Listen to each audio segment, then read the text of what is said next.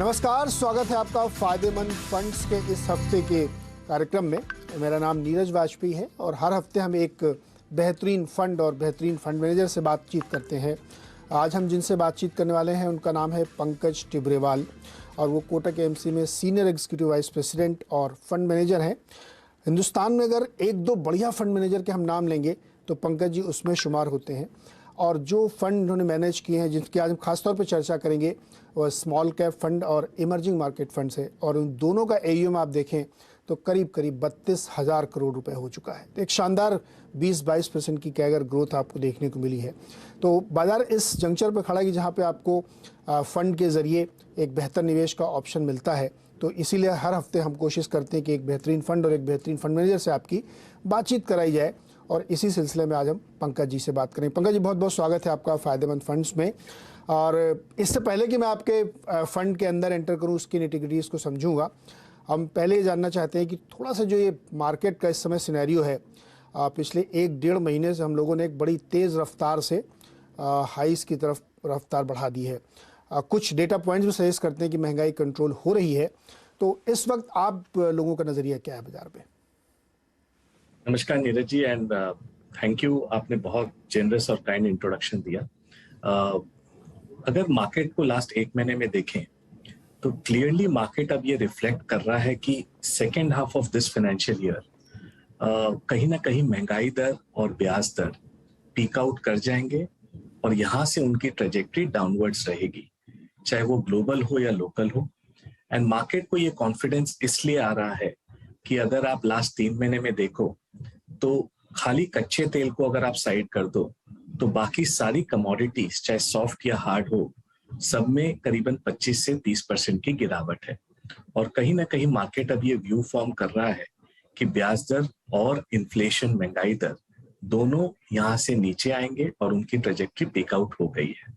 इससे equity market को काफी सपोर्ट मिल रहा है और कहीं ना कहीं रिस्क टेकिंग जो एक बार बैक सीट ले लिया था लास्ट 7-8 महीने से, वहां पर वापस रिस्क रैली स्टार्ट हुई है। ये खाली इंडिया का माहौल नहीं है, हमने यूएस में भी देखा कि जुलाई महीने में नास्डैक एस&पी में काफी बेहतरीन प्रदर्शन किया और हमने भी पार्टिसिपेट किया। सो ये एक नियर टर्म है, बट अगर मीडियम टू लॉन्ग टर्म देखें तो इंडिया एक बहुत स्ट्रांग पोजीशन पर है।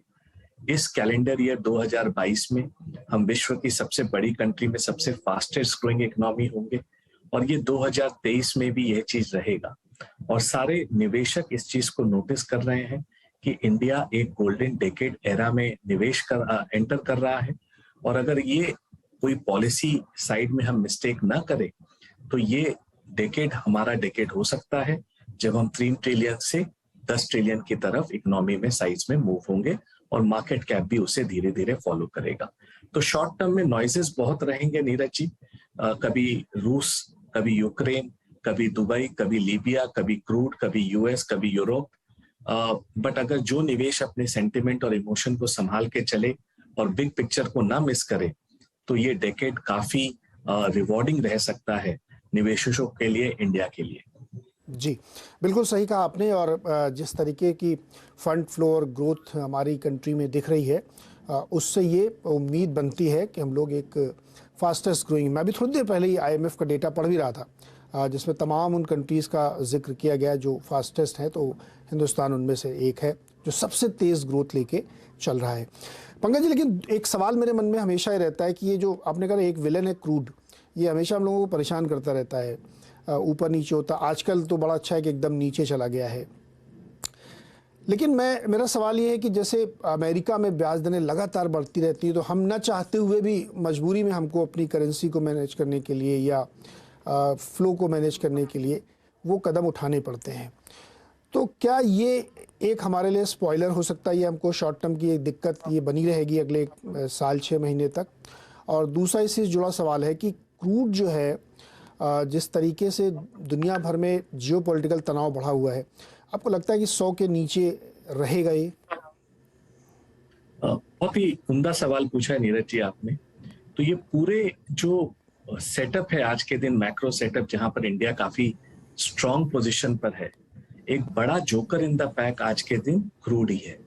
और हम सब जानते हैं कि 70 से 80% हमारी एनर्जी नीड्स क्रूड की इंपोर्ट होती है, और इसके दाम के बढ़ने से ये हमारे करंट अकाउंट पर, फिस्कल डेफिसिट पर और इनफैक्ट करेंसी पर दबाव डालता है।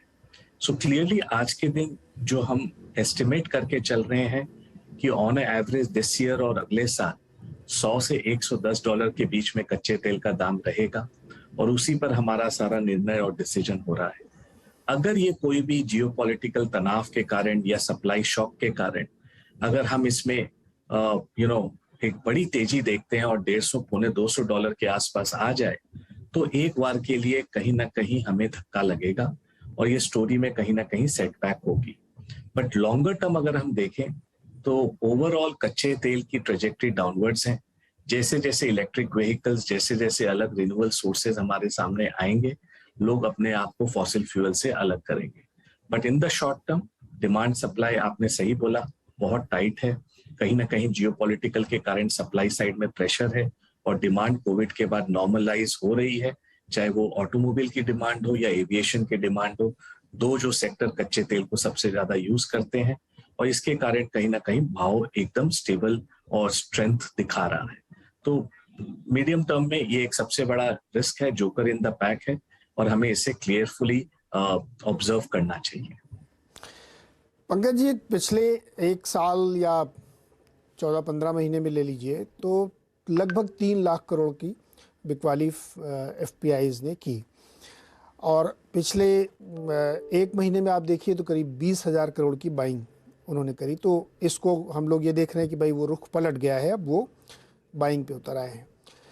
लेकिन इसके बीच में एक इंटरप्रिटेशन है जो आपसे मैं समझना चाहता हूँ कि जब 3 लाख करोड़ उन्होंने बेचा तो मार्केट ने गोता लगाया, एकदम बॉटम पे पहुँच गया था वो, और मात्र 20,000 करोड़ की खरीदारी की और हम लोग एकदम लाइफ हाई से 500-600 पॉइंट ही दूर रहे हैं। इसको कैसे इंटरप्रेट किया जाए? इसको अच्छा माना जाए या बुरा माना जाए?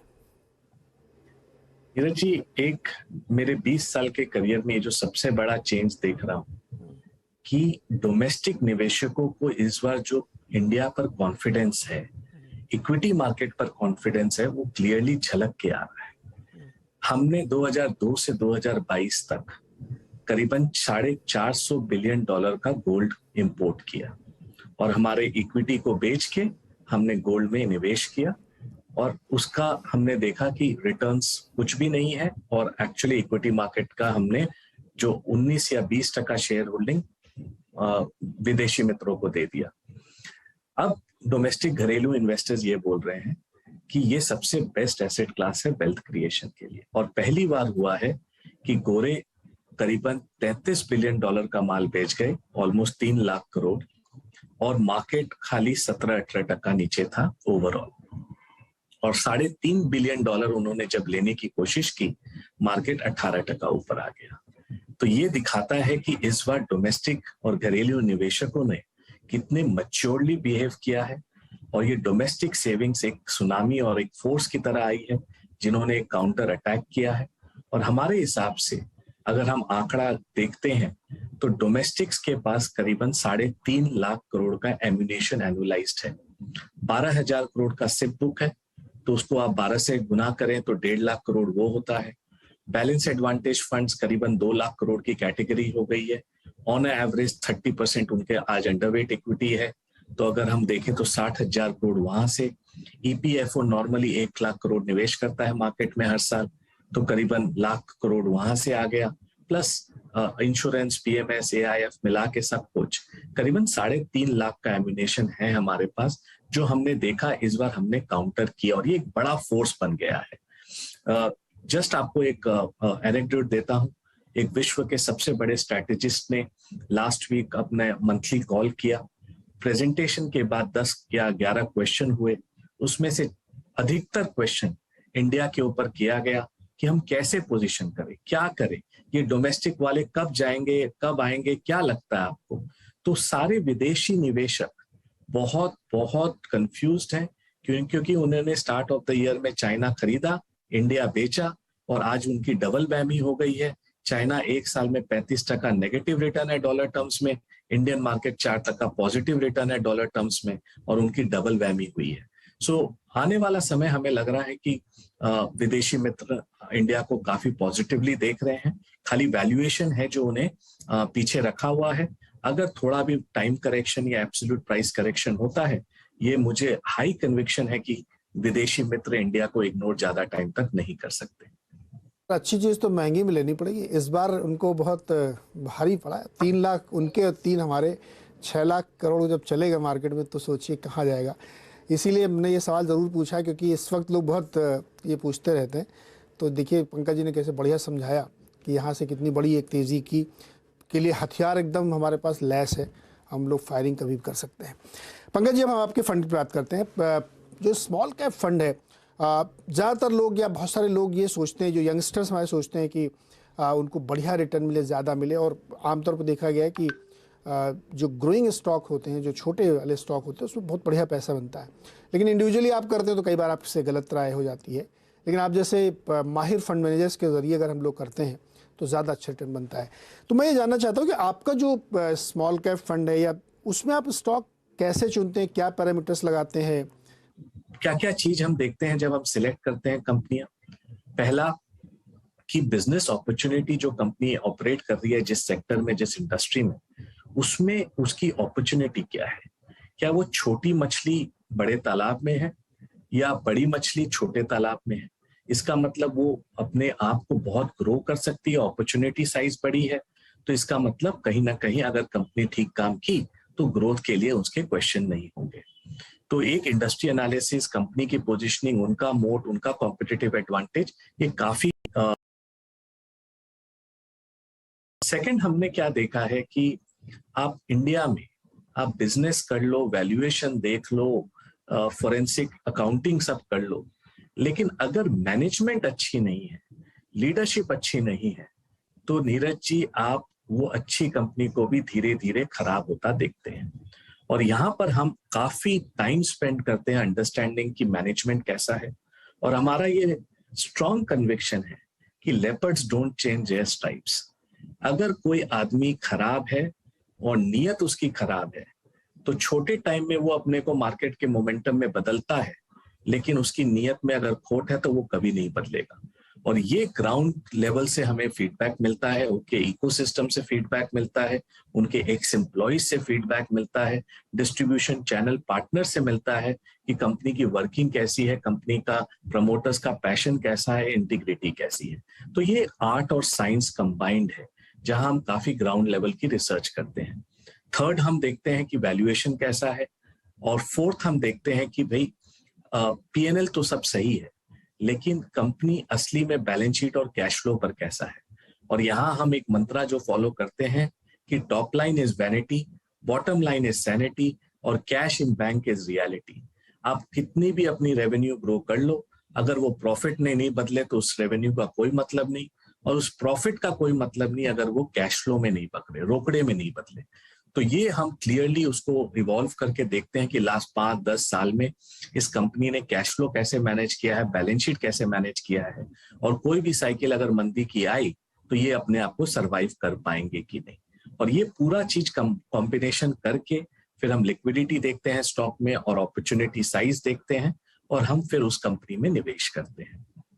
बिल्कुल परफेक्ट है सर, क्योंकि अब मैं अभी अमृत महोत्सव के मौके पर केवी कामत जी से बात कर रहा था, तो ऐसे ही मैंने उनसे सवाल पूछा कि आजकल ये नए ज़माने में बहुत सारे लोग कंपनी लेके आ रहे हैं, बना रहे हैं, तो उन्होंने कहा कि वैल्यूएशन के पीछे मत भागिए, वैल्यू क्रिएट करिए, वैल्यूएशन अपने आप मिलेगा।